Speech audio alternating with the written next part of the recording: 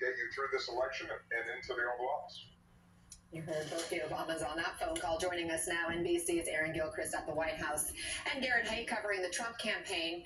Aaron, will we see the Obamas join Harris on the campaign trail? And what's next for her campaign?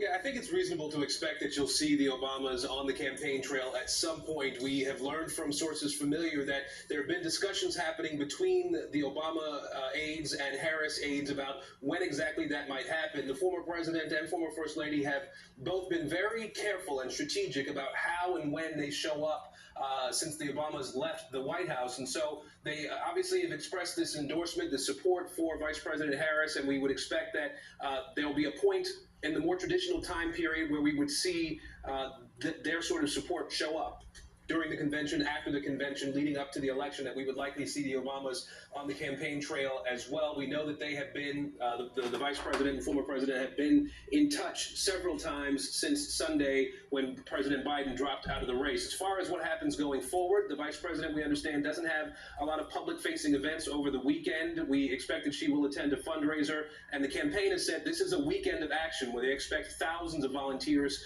to do some of those traditional things, door knocking, making campaign phone calls, and trying to drum up more support. Anna. And Aaron, we also have new reporting on the Harris Veep stakes. What have we learned? Yeah, the Harris campaign acknowledging really publicly for the first time that the vetting process has begun. Our Yamiche Alcindor has gotten a statement from campaign spokesperson saying that the vice president has directed her team to begin the process of vetting potential running mates, that it is now beginning in earnest, and that we won't likely hear anything more from the campaign officially about that process until the vice president announces who she has chosen to be her running mates. You see some of the faces of people that we know are on the short list, people who have received vetting materials or requests for vetting materials.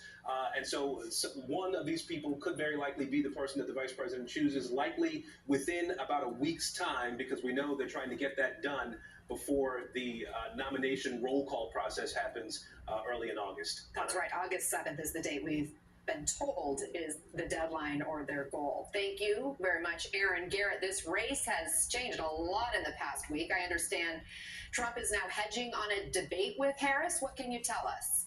Sort of, Anna. What we're seeing from the Trump campaign is a combination of stalling and trolling here, essentially arguing that the agreement that the Trump campaign had with Joe Biden for one more debate in September was an agreement specifically with Joe Biden, and Joe Biden's no longer the Democratic nominee. The Trump campaign argues that Kamala Harris isn't actually the Democratic nominee yet, and so agreeing to do any kind of debate with her right now would be too soon. It would be premature. So they say they want to wait until Harris is, or someone else, they argue, is formally nominated, and then they could go ahead with scheduling debates with both her and presumably a vice presidential nominee. Donald Trump himself has said he's open to doing perhaps multiple debates with Harris, but there's no real sign yet of exactly when or where those could occur. And I'll just add that this sort of fits with what we're seeing from the Trump campaign, which I think thus far has struggled to get its arms entirely around exactly how they want to confront this new Democratic nominee. They have thrown a number of different attacks at the wall with varying degrees of effectiveness towards various different audiences. Probably the most consistent has been trying to tie her to the Biden administration's inability to control the border crisis over the last couple of years, and sort of try to blame any border issues you might see on her. But beyond that, they're still somewhat searching for a message and a plan against the new de facto nominee going forward. Garrett Hay, thanks for the reporting. And again, Aaron Gilchrist, thank you. Joining us now is Democratic Congresswoman Jasmine Crockett of Texas. Good to see you this morning. First, Congresswoman, your reaction to President Obama's endorsement. Just how significant is that?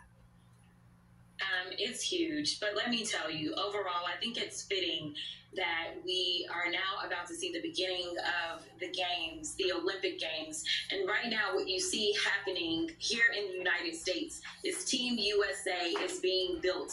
We will take home the gold in November because this is a team that looks like Black women are pulling together for Harris. Black men are pulling together for Harris. We just saw the historic call that the white women for Harris had. We've got the support of the sitting president. We've got the support of the former living presidents. Listen, she is pulling together the coalition that we need to beat MAGA in November. And so let me ask you more about that energy and the momentum we're seeing behind Kamala Harris right now. You mentioned that 44,000 person Zoom call that you were part of that was organized by a Black women's leadership group earlier in the week. And then yesterday there was that Zoom call with White Women for Harris. That one had over 100,000 people joining that call. Zoom kept crashing because of how many people were trying to enter. Does this remind you of the energy we saw in 2008 with Obama? Absolutely. You know, it's interesting that this week, I said the word for the week is hopeful. There were so many people that kept using that word. They said, we're hopeful. The last time that we talked about hope was in 2008. And I think right now that's exactly what we need to take down the disastrous and divisiveness that we get out of MAGA. And so hope will win the day over hate every single time.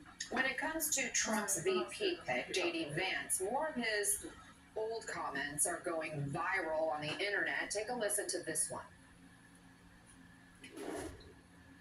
You should have more of an ability to speak your voice in our democratic republic than people who don't have kids. Let's face the consequences and the reality. If you don't have as much of an investment in the future of this country, maybe you shouldn't get nearly the same voice. So that was in 2021, and that's on top of those childless cat ladies comments that have gotten quite a bit of criticism so far. What's your message to voters, women in particular, who are looking at these comments